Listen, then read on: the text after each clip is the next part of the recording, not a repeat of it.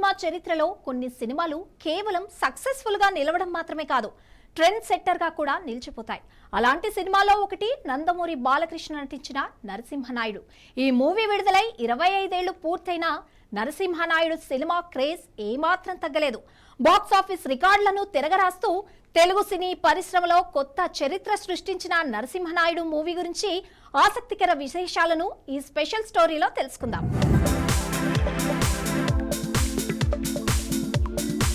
2001 సంక్రాంతి కానుకగా విడుదలైన నరసింహనాయుడు బాలకృష్ణ కెరీర్లోనే కాకుండా తెలుగు సినిమా చరిత్రలోనూ మైలురాయిగా నిలిచింది. మూవీ విడుదలకు ముందే ఈ సినిమా సూపర్ డూపర్ హిట్ అవుతూ ఉండటంతో బాలకృష్ణ చెప్పిన మాటలు అక్షర సత్యాలయ్యాయి.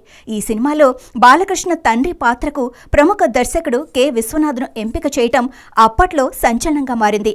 విలన్ చేతిలో అవమానానికి గురయ్యే ఆ పాత్ర ప్రేక్షకుల్లో తీవ్ర భావోద్వేగాన్ని రేకెత్తించింది. సినిమాకు మరింత బలం చేకూర్చింది. అలాగే కత్తులతో కాదురా, కంటి చూపుతో చంపేస్తా వంటి పవర్ఫుల్ డైలాగ్స్ ప్రేక్షకులను విపరీతంగా ఆకట్టుకున్నాయి.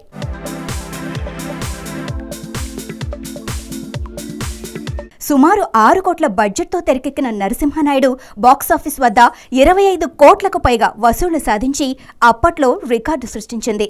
తెలుగు చిత్రసీమలో 25 కోట్ల క్లబ్ను అందుకున్న తొలి చిత్రంగా నిలిచింది. అంతేకాదు దక్షిణ భారతదేశంలో 100 కేంద్రాల్లో 100 రోజులు ప్రదర్శితమైన తొలి సినిమాగా చరిత్రలో స్థానం సంపాదించింది. అప్పటి సంక్రాంతి బరిలో విడుదలైన ఇతర భారీ చిత్రాలను వెనక్కి నెట్టి ఇండస్ట్రీ హిట్గా నిలిచిన ఈ సినిమా బాలకృష్ణకు తొలి నంది అవార్డును కూడా అందించింది. ఫ్యాక్షన్ డ్రామాలకు కొత్త నిర్వచనం చెప్పిన నరసింహనాయుడు నేటికి బాలయ్య కెరీర్లో ఎవర్ గ్రీన్ బ్లాక్ బస్టర్గా అభిమానుల గుండెల్లో నిలిచిపోయింది. 25 ఏళ్లు గడిచిన నరసింహనాయుడు పేరు వినగానే థియేటర్లలో మారుమోగిన ఆ డైలాగ్స్, బాలయ్య మేనరిజమ్స్ బాక్సాఫీస్ రికార్డులను గుర్తుకు తెస్తున్నాయి. అందుకే ఇవి కేవలం ఒక హిట్ సినిమా కాదు, తెలుగు సినిమా చరిత్రలో ఓ స్వర్ణ అధ్యాయం.